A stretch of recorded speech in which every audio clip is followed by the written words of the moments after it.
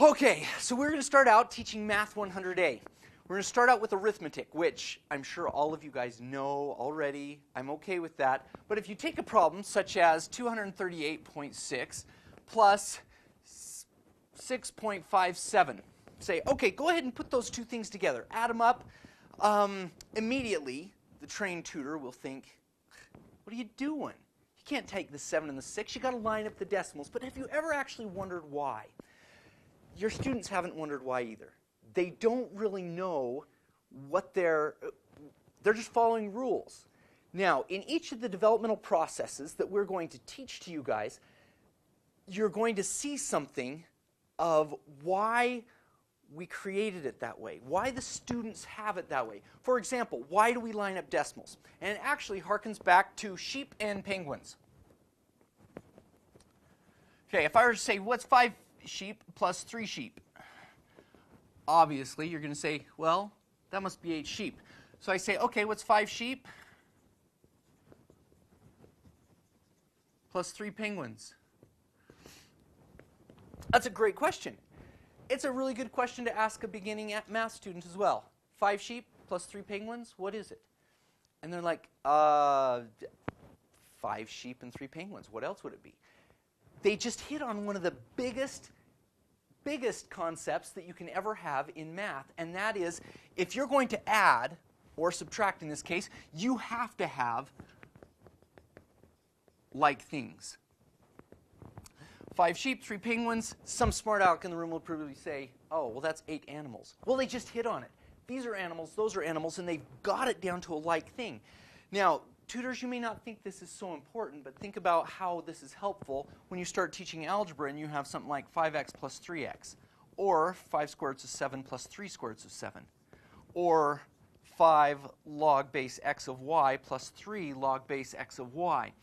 This opens the doors to all sorts of things in pre-calculus algebra, all sorts of things. So the crucial thing, and this is for all addition and subtraction, is that we need to add like things. Now, way back, when you were like knee-high to a grasshopper tall, this number was broken up into 2 hundreds plus 3 tens plus 8 ones plus 6 tenths.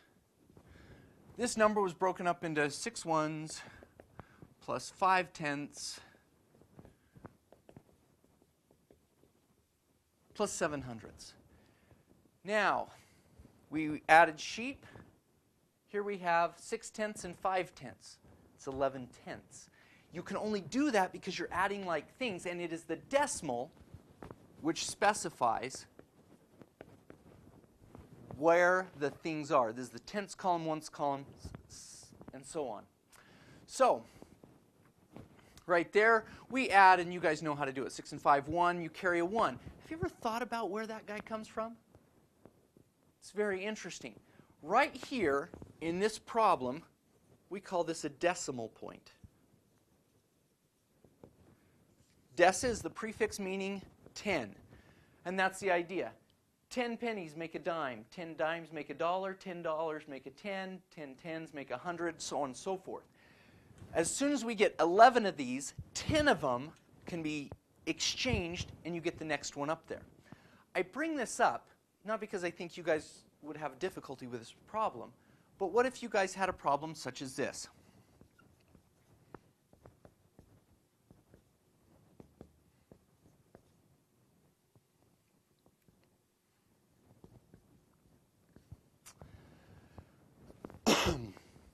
Now, we have a hundreds, a tens, a ones, and you notice how fractions allow us to expand the horizon. All that we're going to get with decimals are tenths, hundredths, thousandths.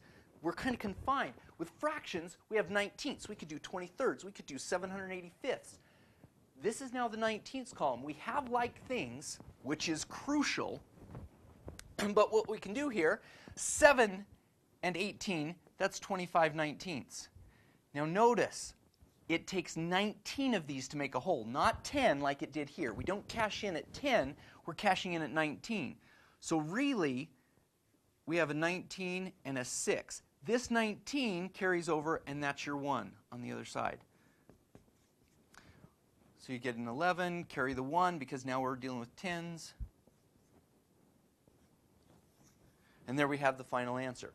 When you're dealing with it, when they're adding fractions or whatever, this is crucial, adding like things.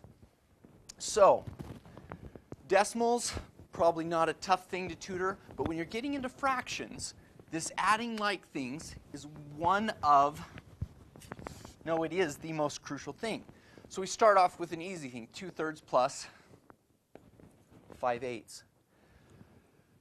Adding like things, you don't have like things. You're adding sheep and penguins. You've got to turn them into something that's common to both of them. Now you guys know that as the least common denominator.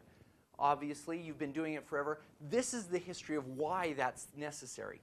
In this case, 2/3 plus 5/8, in general, your students will need to understand that 2/3 has a bunch of different names.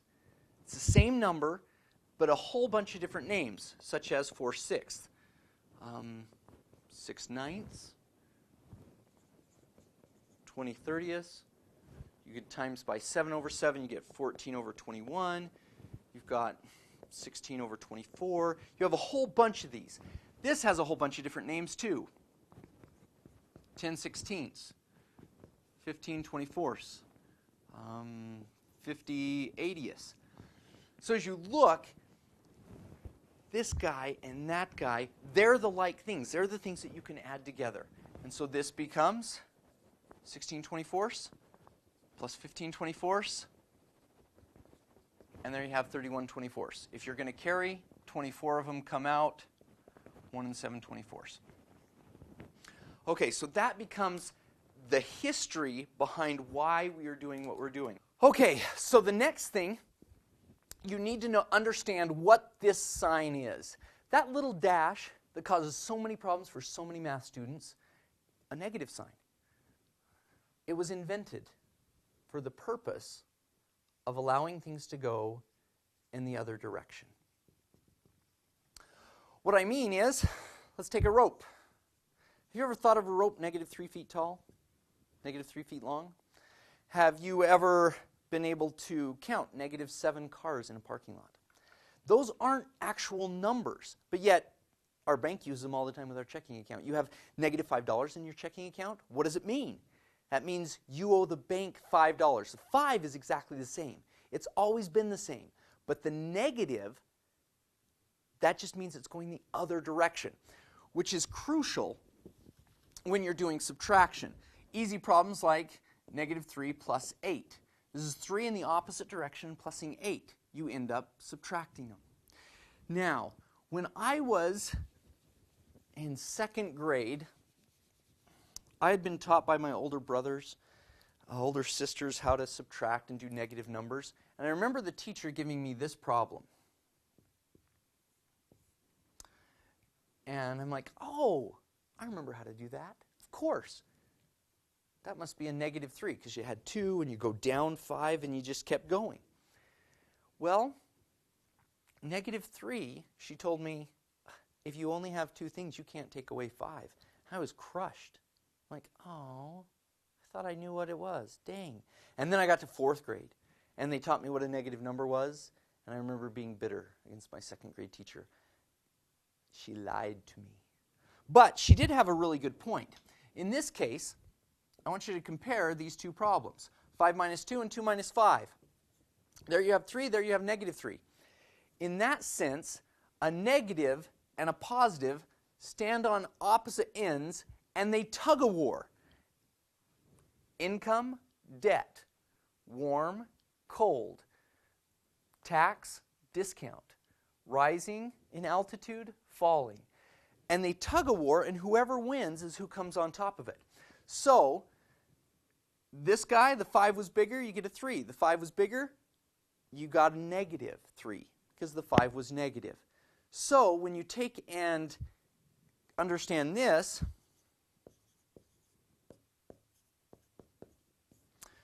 this problem becomes a little bit tougher, and the advice of my 2nd grade teacher is actually really good. You know this number is going to end up negative. So you take this, and it's really hard to take away 546 things from 238. So put the 546 on top. And then you can do your cute little thing. Now, 6 minus 8 doesn't work, so we do this whole borrowing thing. I want you to notice that 1 right there again. We're cashing in based on a decimal system. Every 10 we hand in gives us, every one of these that we hand in, 10 of them come out. So we take that, 16 minus 8, this is now a 3, 3 minus 3 is 0, and 3. The negative 1, there's your answer, negative 308. The reason I bring this to you is because most tutors have done these problems for years and years, and they know exactly what they're doing. However, this would be great for you to try. Do 2 and 3/11 minus 7,481 and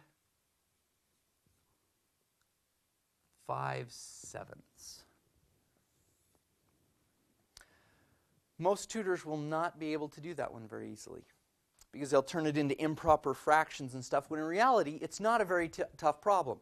This guy's bigger. Put him on top.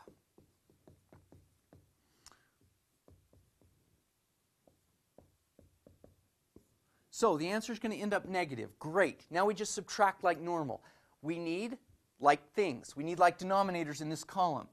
Common denominator 77, so we're going to have 55 77ths over 21 77ths. Now you can just do that piece of cake. 55 minus 21, 34 77ths, and then borrow like normal, sorry. 11 minus 2 is 9, 7, 4, 7.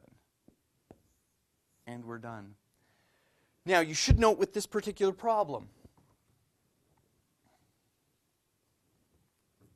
if this were an 8/11, we're going to adjust it just a little bit and redo the problem. Make sure you get the borrowing. So, in this case, 55 minus 56. According to my second grade teacher, you can't do that. And she has a good point. Let me erase these guys right here. You've got to take this guy and make it a 0. This then adds 77. Again, you're not cashing in by 10. We're talking about 77ths here, so you're cashing in by 77. In that case, 77 plus 55, that's 132, minus 56, and that gives you 76 77ths. Then you can start doing this thing again. And there you have it, 747 and 76 77ths, without going into improper fractions or anything. So this brings us up to finalizing what we have with adding like things. The developmental process, particularly when you're doing fractions, number one, you need to set it up, which means you've got to have, just kidding. Okay. If you're subtracting, you need to subtract with the bigger on top. Number two, you have to get common denominators. We're going to talk about that in just a minute.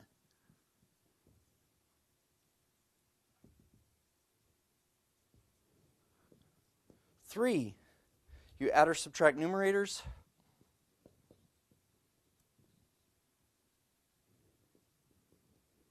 Number four, when you carry or borrow,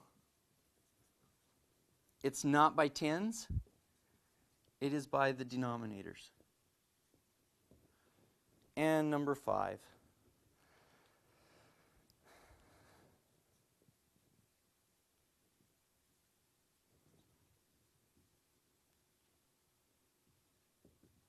and this is crucial, Right here, if you're subtracting, strongest number wins.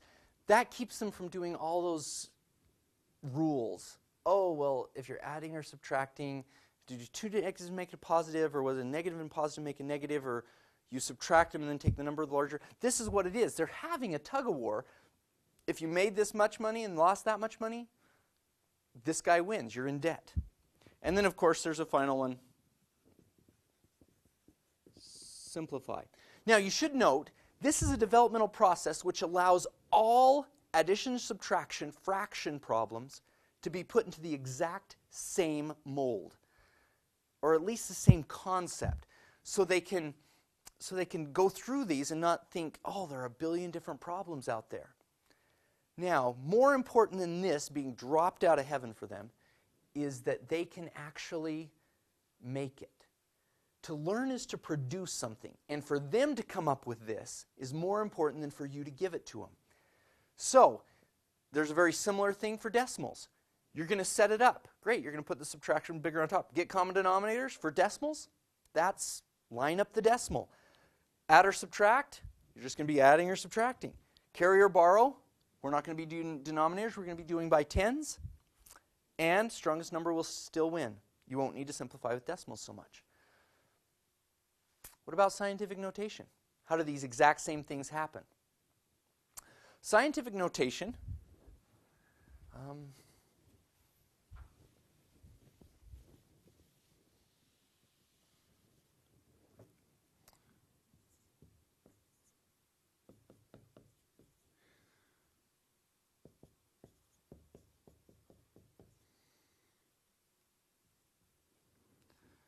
when you're adding these two things, you will notice we don't have like things. We have 2.5 something and 3.7 something else. We've got to make those things exactly the same.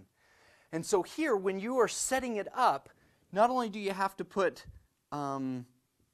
subtract with bigger on top, but we have to get the same exponent. And that will cover with that, and you'll be able to skip step 2. So, you get the same exponent. In general, this is the easiest thing I've found for my students, that if you want this thing to go up, the decimal must go left. So, in this case, left, so we have 0.25 times 10 to the 9th. The decimal went left, made this number smaller. This number has to get bigger so that they counterbalance and you still have the same number. So left, up. 3.7 times 10 to the 9th. Now we have like things. That's just like sheep. 0.25 sheep, 3.7 sheep, we get 3.95, whatever it is we're adding. And there we have it. So that covers addition and subtraction of fractions, decimals, scientific notation. Now you should note that when we are multiplying like things, we don't have to do that at all. When we're multiplying,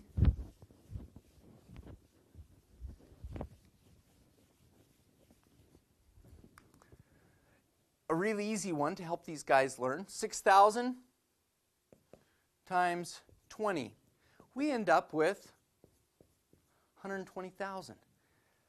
Ever wonder how odd that is that we had to, if we were going to take 6,000 plus 20, they would have to be the same thing to add them.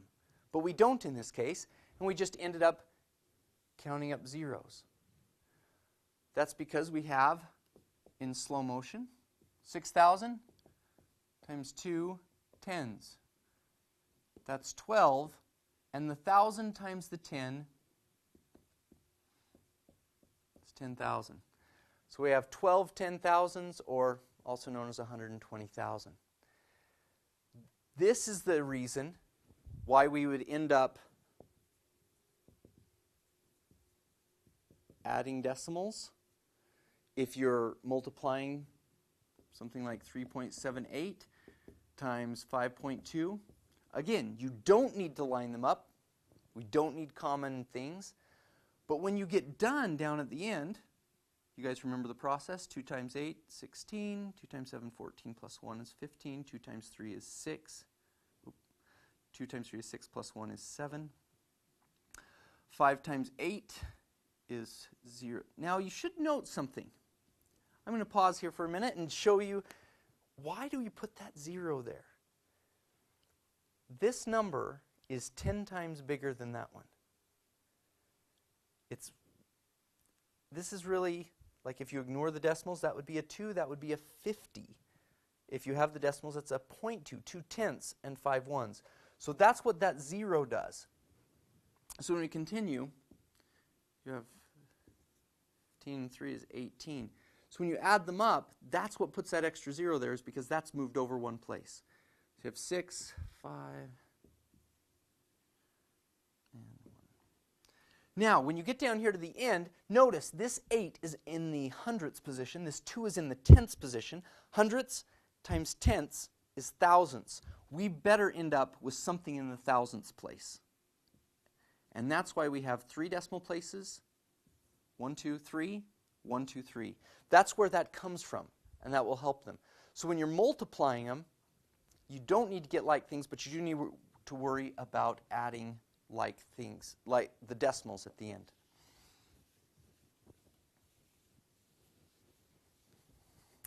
Now, makes it really easy when you're multiplying fractions. 2 sevenths times 3 fifths. We don't need like things. And you notice what happens with the tenths and the hundredths. They just multiplied together. That's it. And so in this case, exactly that happens. You were able to just do 2 times 3 is 6, 7 times 5 is 35. And you're done. If you need to, you can simplify. So, in general, we're going to write up here a developmental process for multiplication. Multiplication particularly of fractions. Step number 1.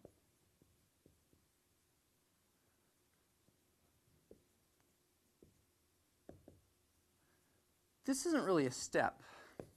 But you should understand that every time a student gets to that point, they see fractions, they're going to want to get a common denominator. That's exactly what they want to do every time. They need to know that multiplication, we don't. So, you multiply top.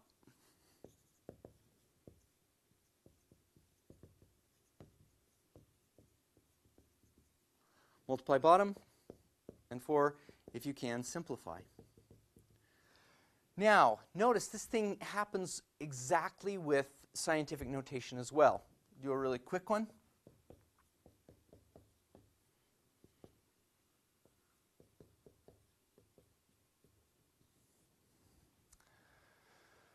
(2.5 times 10 to the 5th times 3 times 10 to the negative 17th. 3 times 2.5, we're going to get 7.5. Now, when you're doing times 10 to the what?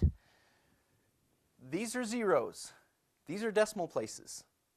What we do with zeros, we just add them together. Same thing with decimal places. So 5 plus negative 17 is a negative 12. If it is that we need to change this to scientific notation, we can. And again, if it goes left, it goes up. So if it goes right, it goes down. So those are easy processes to be able to do, and you should be able to complete all those problems. When you are finding common denominators,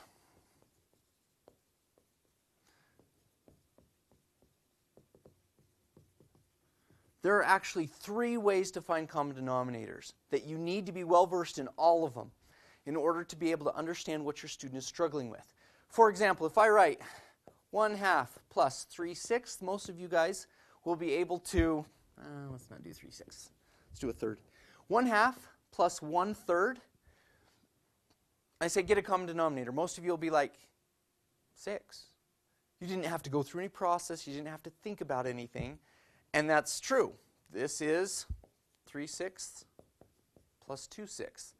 You did it simply by observation. You just saw it. If I were to say 1/2 plus a 1/6, what's the least common denominator? Well, they both go into 6. You were able to just observe it. There are a couple of other ways people get common denominators. One is if you have a 7th plus a 5th. Like, well, I know if I take 7 times 5, I get something they'll both go into. That's true.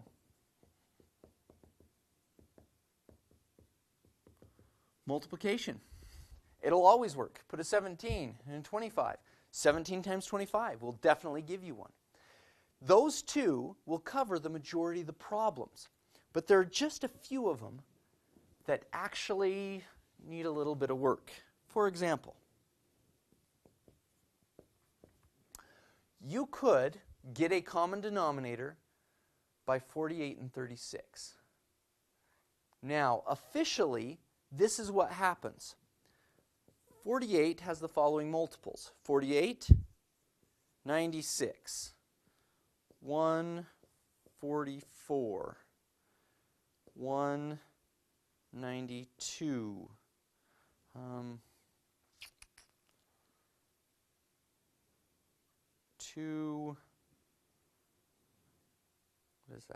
240,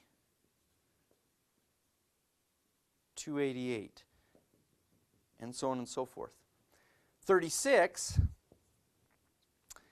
has the following. 36, 72, 108, 144, 180, at 180, 216,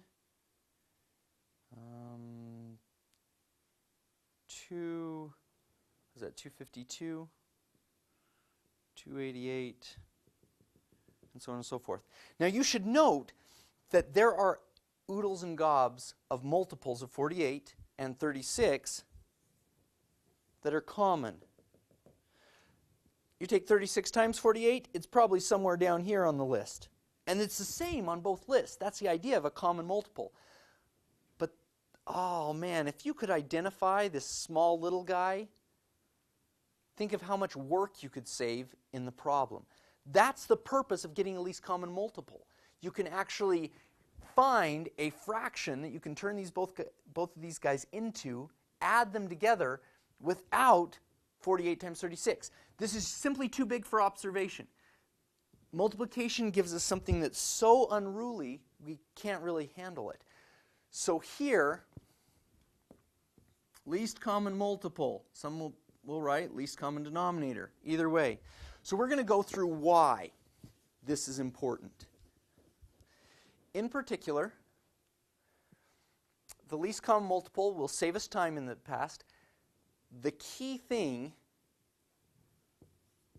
is this.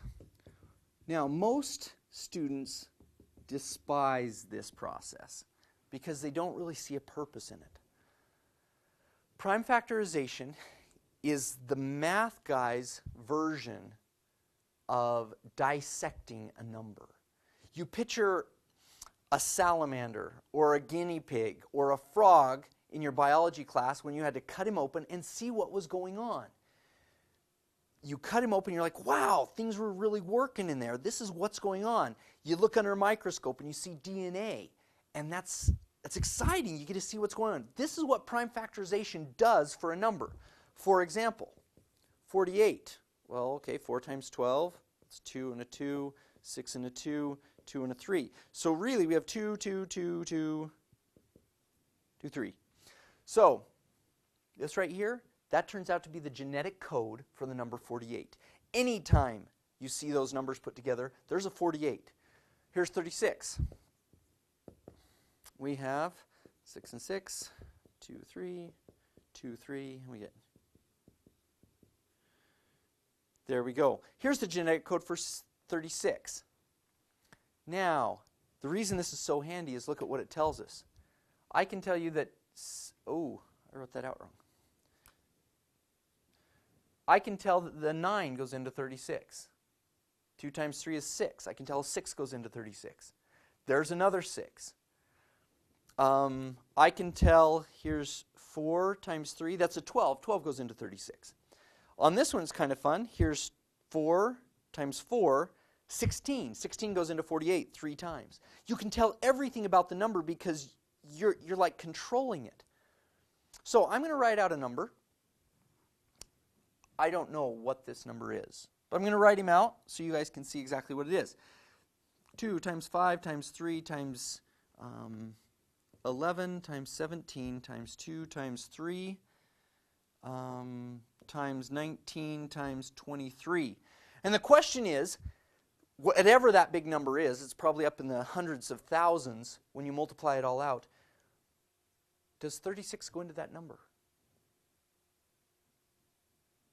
It does.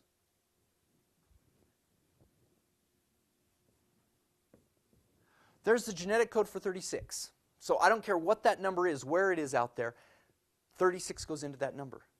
Question, does 48 go into that number?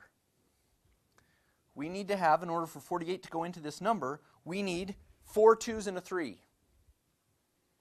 We've got 1, 2, and a 3. 48 will not go into that number. 48 will not go into that number.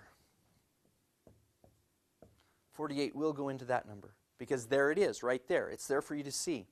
So, in this case, the student has an opportunity to be like Dr. Frankenstein.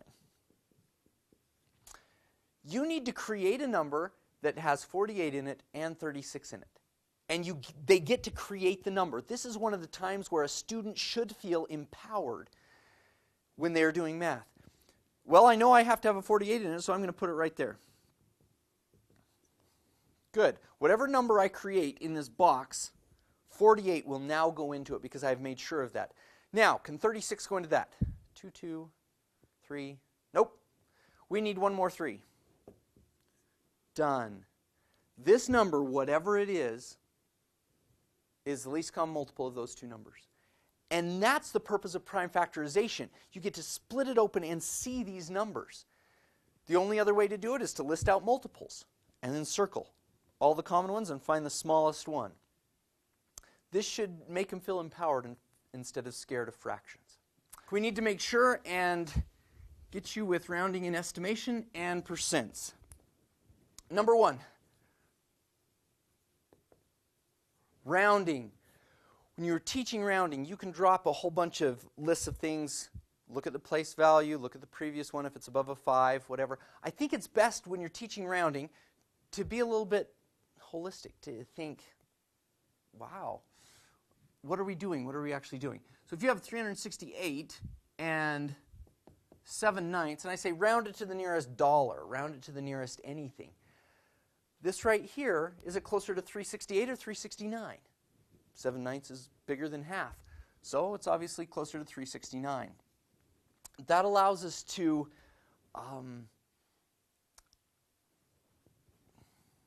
let's take another problem.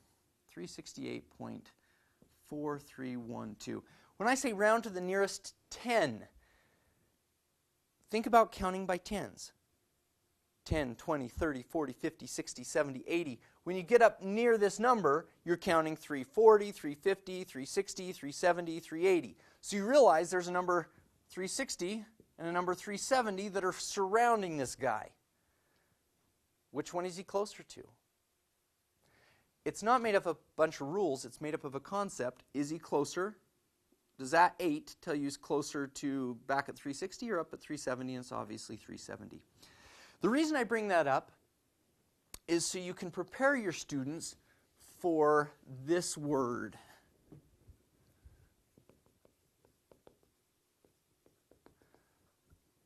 Students have a certain anxiety. Whenever they see a new word in math, they think, I don't know what that means. I have no clue. What are they doing? So the book writes this, and the person that wrote the textbook said, you know what, let's find a way to make it a little bit nicer, a little bit easier than it was before. Let's let them kind of guess and see if they get close to the answer. That's the first thing about estimation. When you have something like 3,560,289.4 times 56,848.31, you can tell this is going to be a long problem. If they say estimate it, they just said, make it easier on yourself. Take a guess. Where is it? What is it doing? So right here, when you have 56,848.31 times this big number, and they say estimate, estimate should be your friend. You should think, I only have to estimate. Round this guy at the biggest value you can. Well, that's around 4 million. This, well, you're going to round right here, 60,000. So you have 24 and 1, 2, 3, 4, 5, 6, 7, 8, 9, 10 zeros. There we go. That's what estimation is about. The final thing in arithmetic that you need to understand is how to teach the following.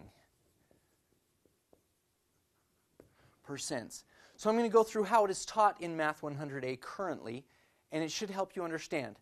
Many people are stuck on a ratio, such as if I wanted to do 57% of 36, I would write it like this. X over 36 equals 57 over 100. This is not the way that it is taught in our Math 100A classes, and there's a reason for that. Math 100A has not learned how to solve a linear equation. And what you have just created there is a linear equation with fractions in it that will require some solving. If you have to do this every time, you will not be able to do the further story problems that involve percentages. So, we're not going to do that. Much easier way. Percent. Think about miles per hour. Per means divide. Cent. It's French for 100. If you'd like to think of it as how many pennies are in a dollar, it's 100. This is 57 divided by 100. That's it. 57. I'm going to write it over here first.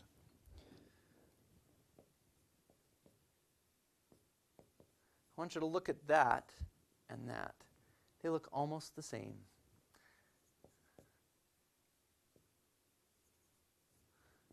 Kind of see how they morphed? 57%. So, what we are going to do is take this number, 57% is 0.57. It is 57 hundredths. That's exactly what it is. Now, the biggest thing about percents is they aren't numbers. You need to know that a percent, 37%, you have no clue what that means, unless it's tied to something. When it says huge, big, 20% off sale, if you think about, do you know how much you're going to spend? Well, you don't until you actually purchase something. It's only valuable if you know 20% of what. So in this case, this is not a number in and of itself until it's tied to something else. Of times. So in this case, just 57 times 36. We're going to bring this back up in word problems, but it's crucial that the students get that background in how to do percents. Okay, once you have people through arithmetic, they've got percentages down, and they start doing algebra. They actually are dealing with variables and stuff like that. There are a couple of principles that we need to go back against to get a firm footing before we can do developmental processes. The first idea is that of an artichoke. Okay, so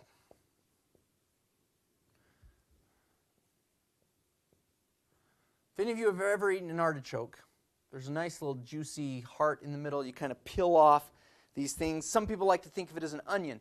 But the idea is if I have a big, huge, ugly problem,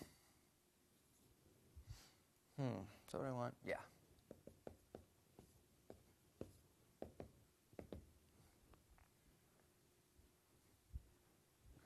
Guess I better put something over here. Now, you should note that these are obstacles. It's almost like a video game. Here's the person you've got to save right in there, that little X guy. And somehow you've got to get all those other numbers off of him, so you have X equals what? And there's a crucial idea in all of mathematics. In linear algebra, they deal with add, subtract, multiply, and divide. The opposite of addition is subtraction. The opposite of subtraction is addition. Opposite of multiplication, division, and so on. When they start getting into Algebra 2, they start getting stuff like, squares and square roots. They undo each other. Cubes and cube roots. When you get into pre-calculus, you have logs and exponentials. And those are the things that start undoing each other. So, you want to get rid of a -1. What's the opposite of it? plus 1. Gone. And that's a 10. So now we have 2 times a big mess is 10. How do we get into a 2 times? We divide. And we have this problem now.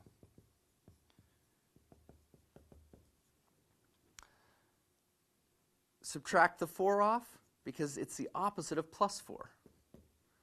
Times by 8. That's an 8. So we have 3x plus 5 equals 8. Subtract the 5, divide by 3, and we get x equals 1. And that's the idea. You peel off. You're undoing. When you get into pre-calculus, you learn those are called composition of inverse functions. Don't use those words around your students. They will not like it. But that's what they're doing. They're actually composing inverse functions. The opposite of subtraction 1, addition. Opposite of times is divide. And that's the big key that makes a jump from students who understand algebra to those that don't. Now, the developmental process that will help you turn all of these problems into the same concept is a 3-step process. Now, developmental processes are valuable because they take a large group of problems and put it into a very concise group of steps. You will notice when I write this up here that they're not really simple steps. They are hard steps, some of them. But the fact that they can be remembered by a developmental student is key. We're going to take any equation out there and we're going to first simplify it. Well, people don't like fractions. Well, let's do that one second. They don't like parentheses. They don't like fractions. And you always need to combine all like terms. Once you have that done, then you can either add or subtract, multiply and divide, and you'll be done with the whole thing. So, 3-step process for linear equations. Here's an example.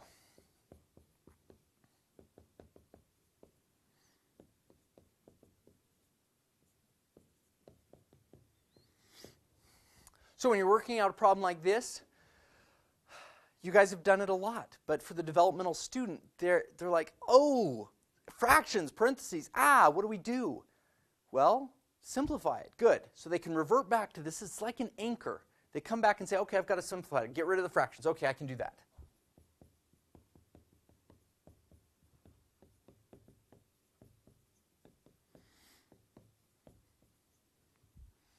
Oh, well, that's kind of nice. 15/3. All righty. Now, get rid of the fractions. So, what can we times by? 7s and 3s, 21. So we times by 21, and we get 6. Times by 21, and we get 30. Times by 21, that's an 84. Times by 21, and we get 35x minus 105. Good. So, combine everything. We got the 6x minus 54 equals 35x minus 105. We haven't really combined everything. We got an x on that side and x on that side. So combine them, get them together. We got to get rid of this guy on that side. Get rid of him. We have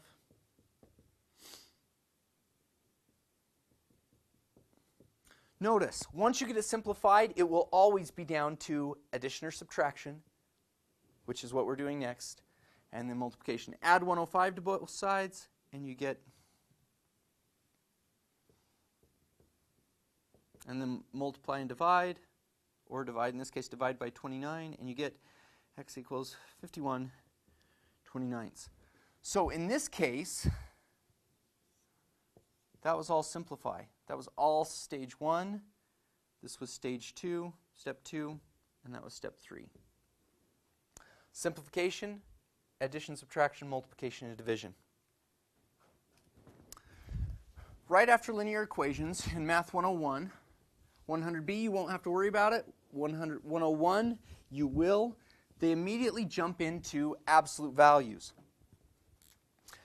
Now, in absolute values, again, the background is almost as important as the steps they go through. And if they can come up with them, the better. In absolute values, you're going to do what? Split with a negative. That's about it.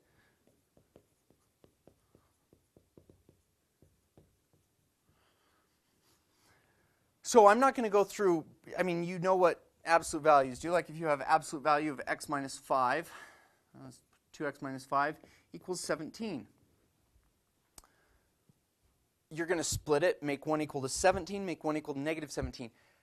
I want to go through how you're going to teach a student why you do that, because they need to know that. They can't just, oh, well, that's what you do.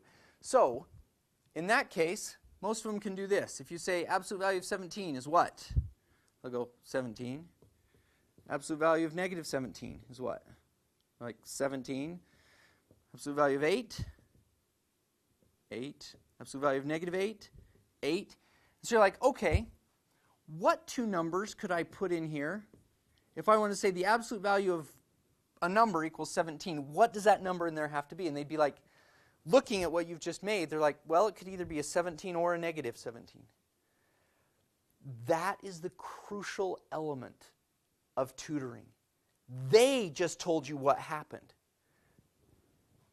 They just told you that x either had to equal a negative 17 or x equal to 17.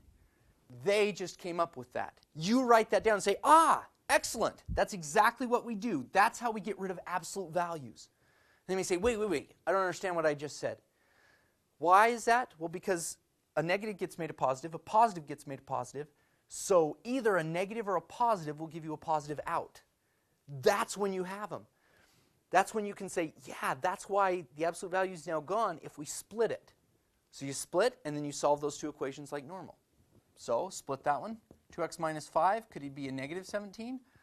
Or 2x minus 5 could equal 17, and it'll work. And then they solve it like normal. One of these things that they will often run into problems with is, in order to do this, you need to get the absolute value by itself. That is crucial. For example,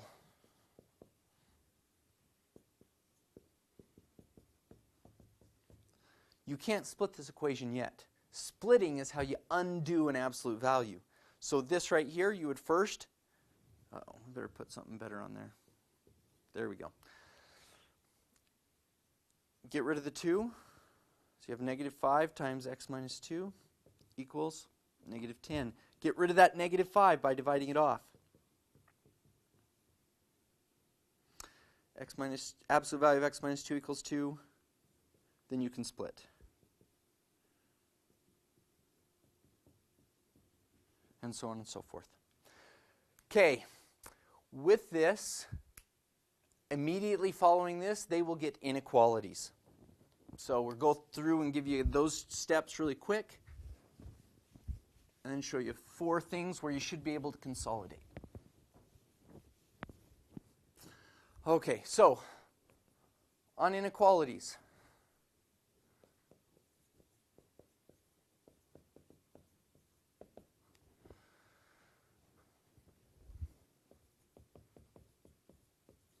(3x minus 7 greater than 8).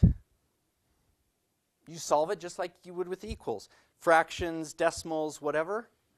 The only thing, watch out for when you multiply or divide by a negative.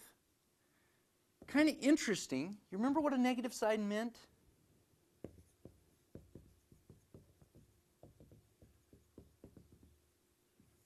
You need to switch directions, because that's what a negative does, is it turns it the other direction.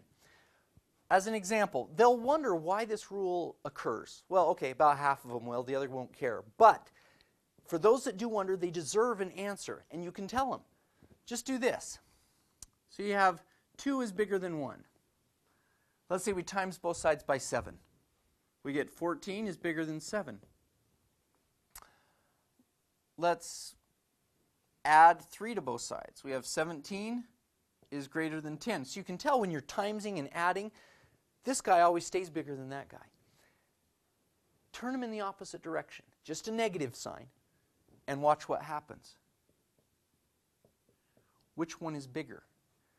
Obviously, if you had 17 income and 10 income, 17 is bigger. Well, now when you switch them around debt, this is still bigger. Well, but it's debt. It's negative, and it goes like that. And so, here we have a crucial thing, that this negative sign right here switched that sign. And that's crucial for them to know why it does it. If you look on a number line,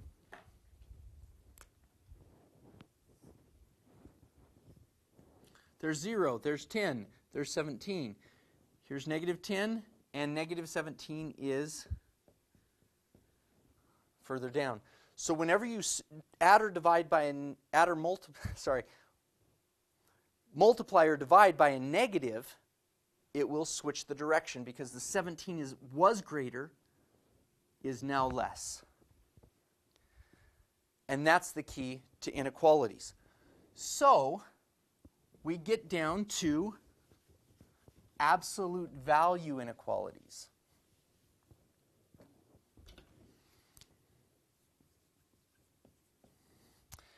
Absolute value inequalities. You're still going to split. You're still going to do stuff like that, but there's a crucial element of splitting with inequality absolute values that needs to be talked a little bit about. I will often go back and teach something like this. Just say, name all the numbers that work in there. They're like, well, 3, 4, 5, 1, 0. Like, okay, what else? Well, all their negatives do. On a number line, all these and all their negatives go right here. And you find out why absolute value was created. It is to represent a distance. From negative 5 up to 5. So what numbers have a distance less than 5? And they start saying, this is where compound inequalities are most valuable. X is trapped. The distance is limited by the number 5. Very, very different than this kind of a problem.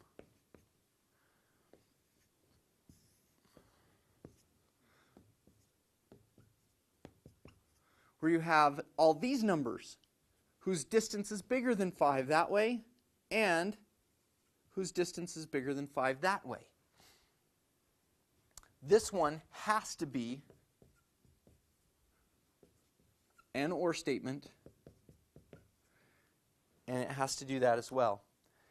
So in that sense, there isn't anything new. They're still going to split with the negative. You'll notice x is less than or equal to 5, x is greater than or equal to negative 5, and when the negative, it switched the sign.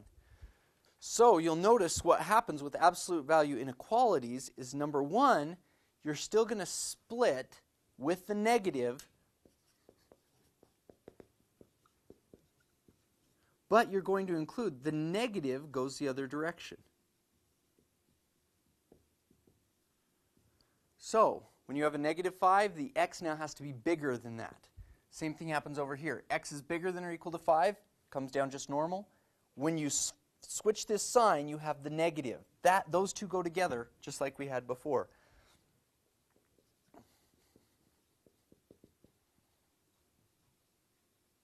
Solve like normal, and then you have, at the end of it,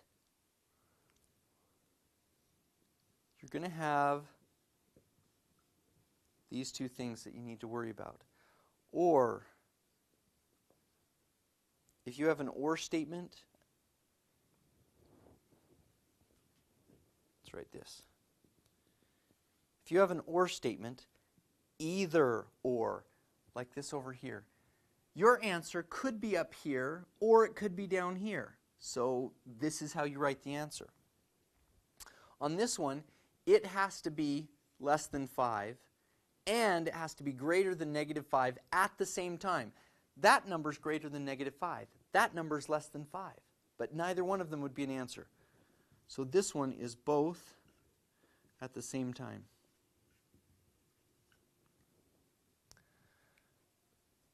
Now, with all that put together, there are 4 very different kinds of problems.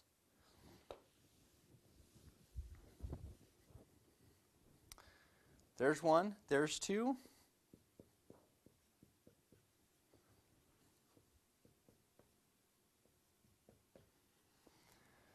And then there's these 2. These problems aren't done best with steps. They are done best with thinking. Look at those 4 problems. They all look very similar. But I want you to think. What number could I put in here? 7, 8, negative 23, whatever. Where I make it positive, and then it would be smaller than negative 5. Here's a positive number. Here's a negative number, and we've said this negative is bigger than that positive.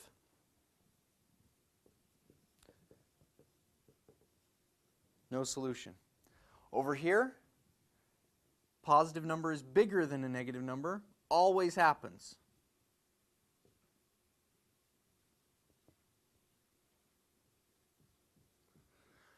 That will help your students immensely. Then they can just think about it.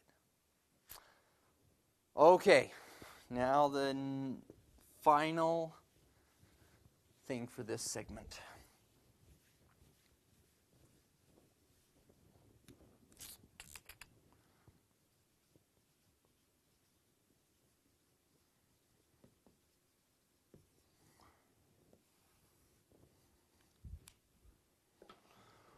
Okay, word problems. This strikes fear in the heart of students, which is kind of interesting if you think about it. Students can't stand, they like their English class. They can't stand math. And they think, when are we ever going to use this? When are we ever going to use this? And then you give them a story problem. You show them when it's going to be used. And they hate you even more for it. It's like a no-win situation. Word problems separate up into several categories. So the overarching thing we're going to do, this is what your teachers are teaching them. Let me write that the other way. Your teachers are teaching them this. You guys will recognize how you solve word problems.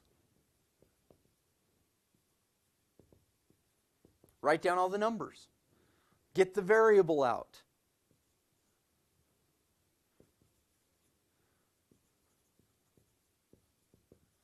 Think or draw a picture, what's going on with it, and then write an equation. You'll notice, once you get to an equation, you find out why mathematicians invented story problems in the first place. It is propaganda.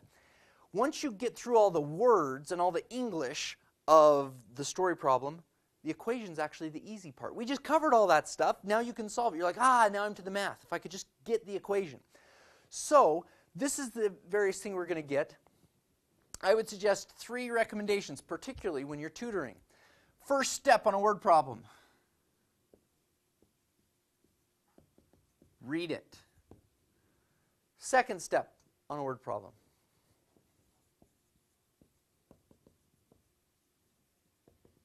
Read it again. And I would suggest right after that, you read it once more. Normally students will come to you and say, I don't get how to do this problem. And you'll say, could you read it to me? And they'll read it and be like, oh, I didn't catch that the first time. There are a few techniques which you can do to allow them to do this. Would you read that one more time? Okay, I think I almost understand what's going on. If they start saying, I get it, you should stop them and say, oh, good, you get it. That's when you should read it until you reach that point. Read it. Okay, I think I get the picture. Good. That's what we want. That's what you have to do in word problems is get it to there. Now, so you know how about writing down things, variable. We're going to go through this. This particular thing is the different plans that can occur with word problems. For example, there are, the first two we're going to do,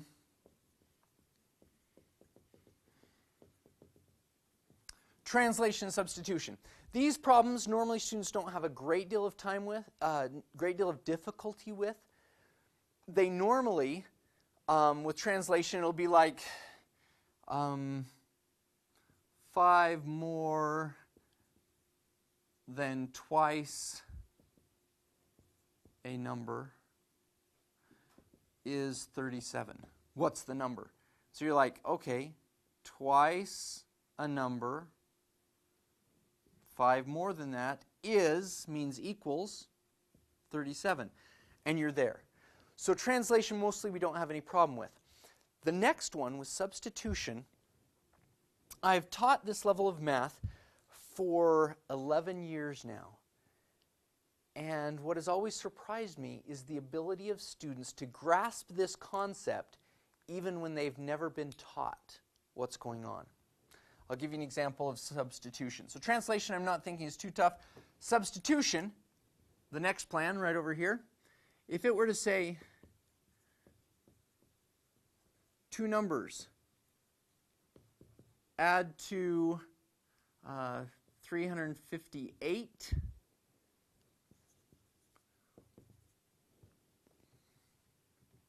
let's do first and second. The first is 91 more than the second.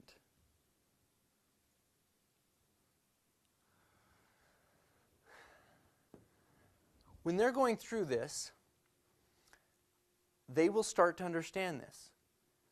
Okay, they have a 358 and a 91 variable. They have two numbers, particularly when it says, what are the two numbers? They have two numbers they don't know. Say, okay, what do you want? First, second. It says two numbers add to 358. Now, if they are in Math 100B, they will be surprised. They will not have seen two variables in an equation, particularly when you do the next thing. But you're like, the first is 91 more than the second. They're like, oh, okay, that makes sense. Sure, you just write down what's written. Even though they have not been taught systems of equations, they will be able to, you'll be like, okay, F is right there. So F, that was F right there. So 91 plus S can go right into the F. And you're like, look, you have it. Look at that. And you have an equation. And now they're happy about it. They follow that so much easier than in their head thinking, oh, so I take the first number plus the first number subtract 91. In their head, that's kind of tough until they've done this a few times. And so here you have substitution. Sometimes you'll be able to slide in there just a little bit and say, if you have two equations, just solve for one of them. They might be able to get that as well. But usually when it's this kind of a problem, they'll be able to like, oh, yeah, you just put it up in there and you've got it. There's your equation. Of course, you solve it and then plug back in. Okay, the next plan. Very easy. Write this out. Okay, so we have translation, substitution, shapes.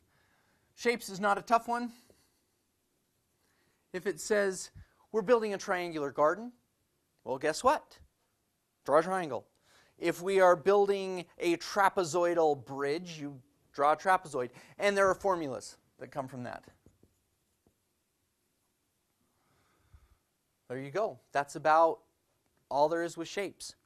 Now, we've got about 4 or 5 more of these plans that I'm going to go through.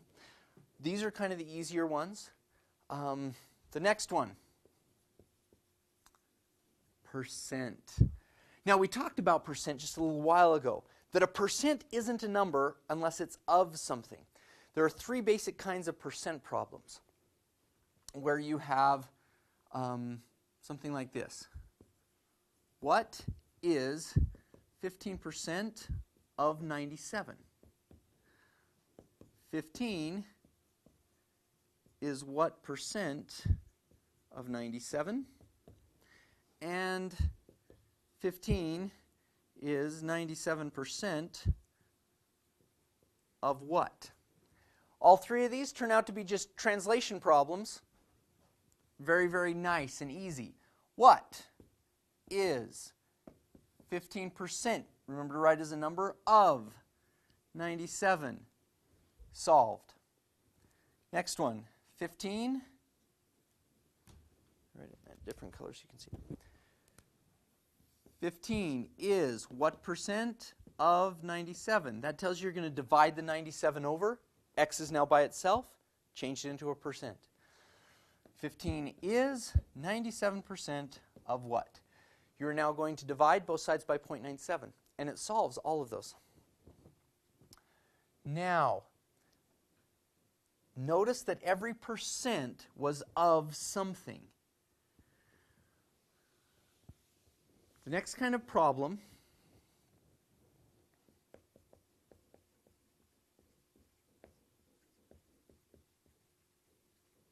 percent increase and decrease.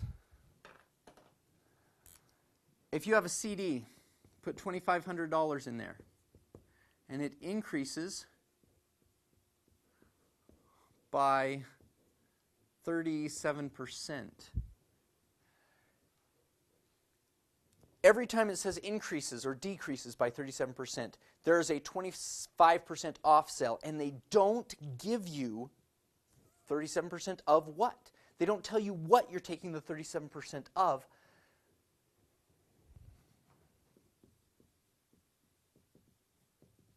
Of the original. So, in this case, you would take 37% of the original, and you're increasing that onto the original. Okay, so here is your interest or whatever, and there's the original, so this will give you your total. Some people will shorten it. You may, if your student is okay with this, go ahead and say, notice we have one of them, and then we have 0.37 of them. So you'd take 1.37 times 2,500 to get the answer. Some of them will want to do that, some of them won't. Feel free to let them do this if they would like to. Now, notice if this is a decreases, that's simply minus. Same idea. Now, what that brings us to is that there are problems where they don't give you the original. For example, a population in 1 year increased 27% up to 13,481. On that particular problem, you should note that the original was right there, and they then increased from the original 27%. Now notice that 27% of the original and 27% of the final are two different numbers. It's much like tithing. You take tithing on $50 and tithing on $100 and you get different numbers, even though you did 10% of both of them. That's why it's so crucial that you have to have 27% of the original. And so, let's say you knew the original, like our previous problem that we had. You would have taken that original, which we don't know, but you would have added 0.27x. Okay, you increase that original by 27%.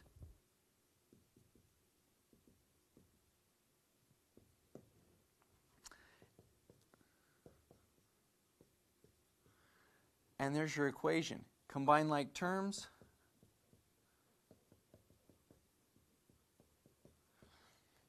And you're able to solve those. Those are considered like backwards percentage problems where you have to go back to the original. Something really good to note, they will keep wondering, well, how come I can't just times this by 27% and go backwards? Here's a really good example for an explanation of that. Take 200 bucks. Pay your tithing. So you just lost 10%. Well, that's 20 bucks. You're now down at 180. Let's say the church instituted a tithing refund program. So you start with 180 bucks, and they're going to give you 10% of your money back. 10% of 180 is what? It's 18. 10% of 200 is 20. 10% of 180 is 18. Different numbers. You can't take a 10% decrease and a 10% increase and ever get back to the same number. It will not happen, because if the original is the high number, this will be bigger than that one right there all the time. So it's a good little exercise to help them understand that. Okay, from percents. With shapes, you can do proportions, but percents open the door to a whole bunch of things. For example, these percent problems, I'm going to put this under the plan called total trick. This is what it will often be used in weighted mixture problems and in interest rate problems, and the book sort of explains it sort of a little bit, not fully. So I want to make sure and go through this one well. Here's the scenario. You have $9,000. You put it in two accounts. One of them bears 5% interest, one of them bears 8% interest, and you end up, at the end of the year, between these two accounts, you get $540 in interest.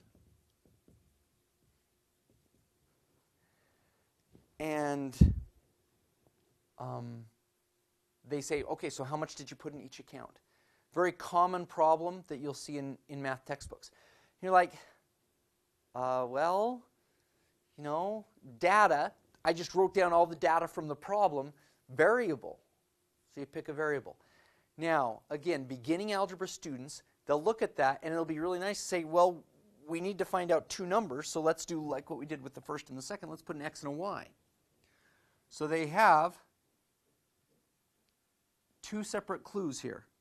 X plus y total up to 9,000. Oops.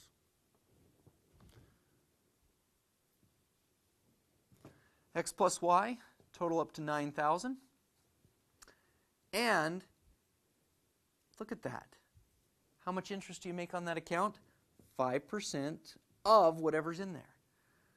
Plus 8% of whatever's in there. And that total interest is $540. Now, in general, if they've learned substitution, it's not very difficult to see that, oh, if we want y by itself, subtract x from both sides, and then you're able to say this.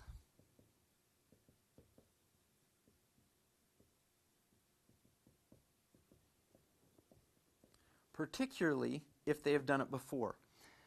If not, and some teachers choose not to teach them two variables. They just avoid it consistently. So in this case, we've got this equation that the grader is going to need to see, and all of this. So there's something that I'm going to use called a total trick. And it's just very easy. Just has little 3 columns here.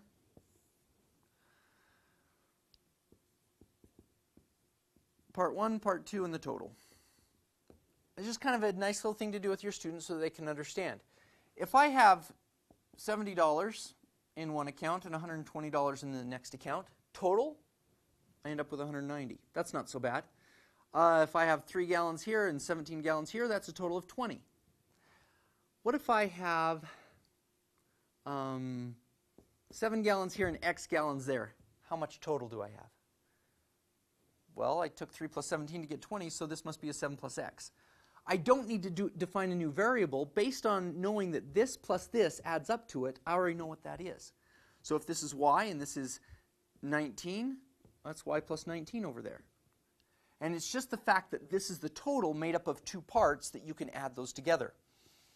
Going the other way, if I have 70 here and 90 here, what goes in there?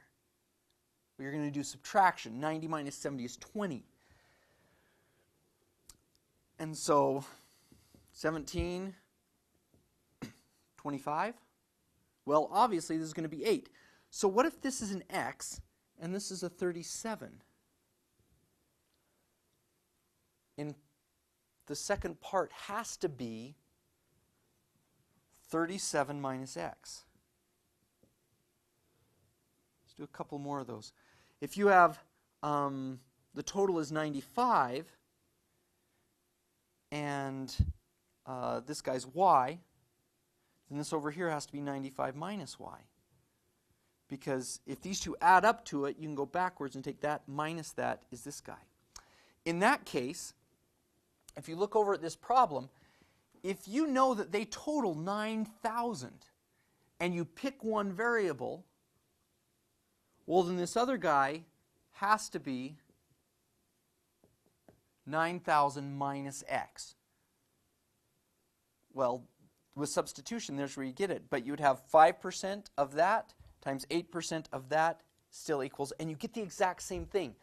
But this becomes very valuable when we're doing like weighted and mixture problems, which we're going to be doing next. Okay, so that's kind of the total trick, which is kind of nice. That whenever you have a total, when you pick one variable, you automatically get the next one. You don't have to do anything on it. Okay, so in particular with that, we're going to do, let me erase these. I'm going to be referring to this one. Total trick right there. Next plan.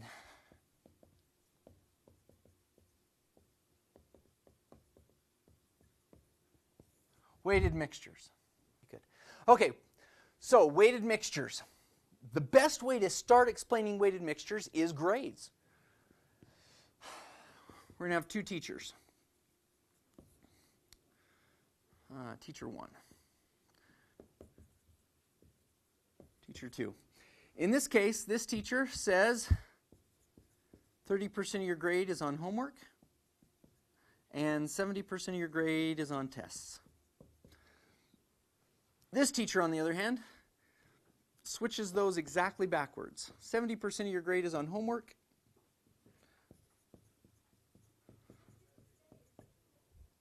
30% of your grade is on tests. So, with teacher 2, you can see they want a lot more in there. Now, same student. He never, ever passes tests, but he always aces his homework. So this student automatically gets 100% on his homework. He just always does his homework, has no problems with it at all. 100% on the homework, but he usually gets about an average of 50% on his tests. Very interesting to see what kind of grade comes out of this class. He got 100% in this teacher of 30%. 100% of 30%, and that adds to 50% of 70%. You put those together and you get a 0.3 plus 0.35.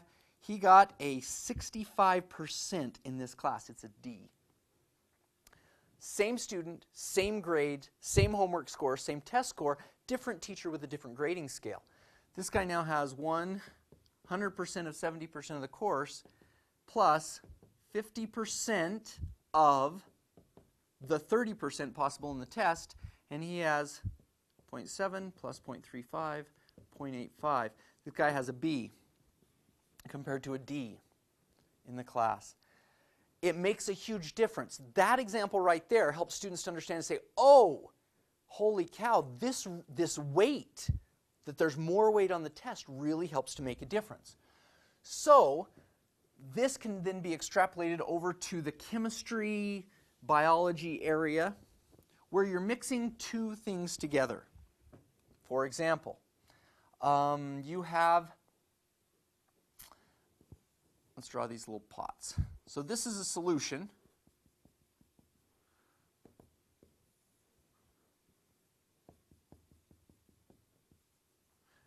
And you're going to dump them together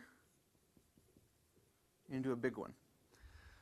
So you have, like say, a 20% solution and an 80% solution. And you want to find out what you end up with when you take 2 gallons of this and 4 gallons, or liters, or whatever, of that, and to see how much you end up with. That's an 8. Okay.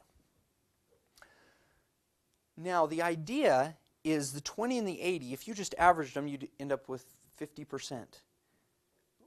Well, we don't have equal amounts. This is pretty diluted stuff. This is pretty concentrated stuff, and we have twice as much as that. So you're like, okay, so we're adding more of that one. It's just like a grade. You're adding more into that guy. So you need to find out how much is there. Well, first of all, total trick. 2 gallons, 4 gallons is how many gallons? 6. But we don't know how much percent. Now notice, go back to the percent. Percent of what? 20% doesn't make any difference unless it's 20% of 2 gallons of is times. 80% of 4 gallons. That has to equal some percent of 6 gallons. And there's your equation. You have it. It just fell right out of the picture. If you know that total trick and the concept of weighted averages. Now, in chemistry, they'll give you this formula.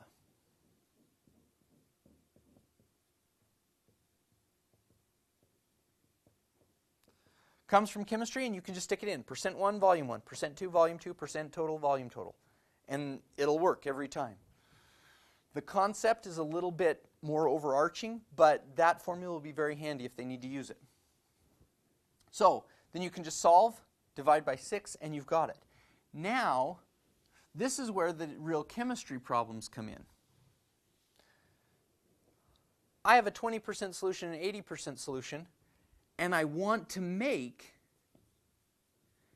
a 30% solution, and I want to have exactly 15 gallons of it.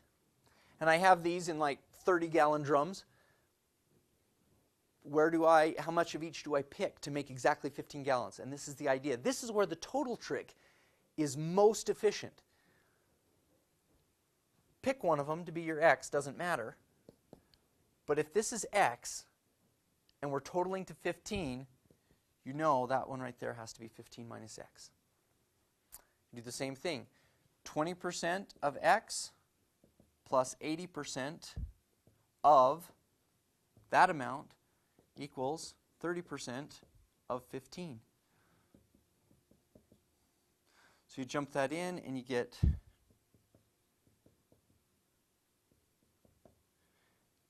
combine like terms and you can solve it. Stick it back in and you're able to punch out exactly what those numbers are. So that's the most valuable thing that we've done. So that's weighted. Okay. 2 more and we'll be done. The final one, well, the final 2 are rate problems. The first one that we're going to handle, distance rate. Now again, remember learning is when the student produces it, not when you produce it. If you hand these processes to them on a silver platter and they haven't produced them, then that's not helping them a lot. Have them tell you what they're going to do next and they'll be able to do it, specifically in distance rate time problems. In distance rate problems, you have basically, you're going 30 miles per hour on a bike. You travel for 2 hours. How far did you go? About 60 miles. And you notice you have your rate times your time always equals your distance. They come up with that formula. It will mean a lot more to them when they do. Once they do, have them practice it a few times. Okay, let's say you're going at 45 miles an hour. How long will it take you to go 200 miles? And they can start to see, I have an equation right there. I can solve that. Say you've got 400 miles and you've got to get there in 5 hours. How fast do you need to go? I have an equation. I can do that.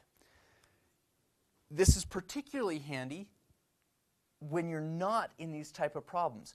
These type of problems people can generally sort of figure out. However, the problem I'm going to put up here, or read to you, is pretty tough. Jim rides into work, traveling 60 miles per hour on the highway, but chooses to take the scenic route home, even though it takes longer.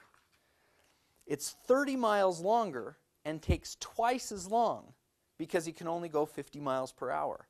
How far is his ride to work on the freeway? The thing about this problem are that there are two problems. There's a highway problem with rate and time. There's a scenic route problem with rate and time. And so putting this in there gets very confusing. So this should help quite a bit. There's a highway problem and there's a scenic problem. Now, out of the clues they give us, and really it's like clues, it's like solving a puzzle, they give us clues and we get to make an equation out of it. Rate times time equals distance. Now, before you do anything, you should practice. They should practice knowing how to fill this table out. For example, if this is a 30 and that's a 5, how big is that? They should be able to say 150. If they can't, you need to repeat and, okay, rate times time equals distance. If you say, okay, 5 hours and we went 200 miles, how fast are we going? They need to be able to say 40. Then you need to get a little bit trickier with them. Say, okay, we walked 5 miles an hour for x plus 2 hours. How far did we go? They'll probably say, I don't know. Give me a number in there. That is a number. 5x plus 2. If you went 70 miles and it took you t hours, they should be able to write 70 over t. It's crucial to be able to fill out, once you have 2 of these, you automatically have a third one. That's a crucial background element of this. Then you can start to do this problem. There will often be 2 clues given that relate these 2 separate problems, and that's how you make the equation. For example, well, let's read it one more time. Jim rides into work traveling 60 miles per hour on the highway, but chooses to take the scenic route home even though it is 30 miles longer and takes twice as long because he can only go 50 miles per hour. How far is his ride to work on the freeway? It gives you some numbers. Start sticking them in. Highway, he goes 60 miles an hour. Scenic, he can only go 50 miles an hour. But now it starts saying, okay, it takes him twice as long, and because it's 30 miles longer. You're like, oh, well, how can you do something? Here's where you pick a variable. Notice one clue relates the times, one clue relates the distances. So in this case, if you pick a time, just t right there. Once you pick that variable, the rest of the table should be filled out before you do anything else. Here we have 60t because they practiced rate times time equals distance. Now, the first clue goes right here. Twice as long. That means you can finish this out. 100t. Now, the second clue gives you the equation. It says that on the scenic road, this distance is 30 miles longer. There's your equation. And they feel good. They're like, I can do that. That's where the propaganda comes in. It's back to math. They're like, I can do that one. That's great. Okay. Now, I'm going to show you this exact same problem, assuming they put t or d somewhere else. Okay. You should be able to solve that. You get, subtract that. You get 40t equals 30t 3/4 of an hour. So it takes him 45 minutes and an hour and a half. 3/4 of that would be 45 miles and so on and so forth. Okay, so we're going to do this exact same problem, only this time we're going to assume that they picked a D somewhere. Okay, so let's say they decided, let's pick the D right there. Again, stop and fill out the entire table. This, it says the first clue. Now this one's the first clue. This is 30 miles longer than this one. So that's d minus 30. That's 30 shorter. Now you should be able to fill this out. D over 50, d minus 30 over 60. It doesn't look as pretty, but you should see that you can do this. You filled it out. Here's the second clue that we didn't use to relate these. That this is twice as big as that.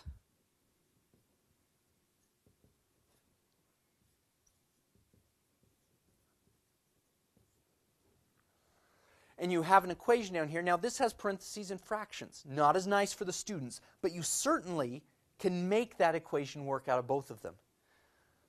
And so this table, if you can get down the rate times time equals distance, and this idea that one relation between the distances or times or rates will lead to the filling out of the table, the second clue will lead to the equation, this will solve most of the problems you'll come up against.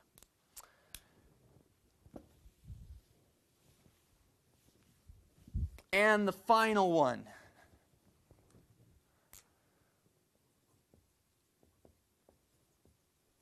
Work rate. These are the most enjoyable problems because they're so counterintuitive. For example, if Jim does a job in 8 hours and Sue does a job in 6 hours, together working, how long does it take them? And immediately people will be like, 7 hours. Takes her 8 hours, takes him 8 hours, takes her 6 hours. Put them together, 7 hours. But then you just stop and think about it, and it's not that easy. Because if she can do it in 6 and she has some help, then obviously it's going to be less than 6 hours. And so this is what happens. Let's do Tom and Sue. Okay, so he can do it in 8 hours. She can do it in 6 hours.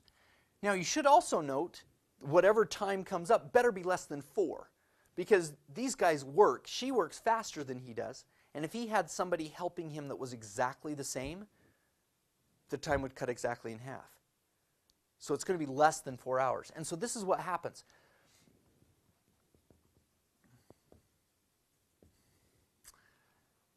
What you need to do is find out how fast they are working. In general, if Tom can complete a job in 8 hours, that means he can do 1/8 of the job per hour. She can do 1/6 of the job per hour. So together, notice what adds now. An 1/8 and a 6. We have what? 3 and 4, that's 7/24. Now notice the relationship between the 8 and the 1/8, the 6 and the 1/6. Reciprocal. So, together, they can do the job in 24/7 of an hour. That is 3 hours and 3/7. So about 3 hours and 25 minutes. Just take 3/7 times 60 and you'll find the minutes there. So let's do another one. Make sure you're okay with those. But really, it's the rates that add, and the times only give you the rates. That's all they're good for. So, if Tom can do a job in 15 hours, and Sue can do it, 15 hours, and both together, it only takes them 6 hours. How fast does Sue work? Same type of thing happens. This is 1/15. Both together, this is 1/6. You're going to be subtracting. Take 1/6 minus 1/15, and we get 1/6 minus 1/15. Common denominator 30. So you get 5/30 minus 2/30 is 3/30. Oh, that's nice. That's 1/10. So, how fast can Sue work? If she gets 1/10 of the job done every hour,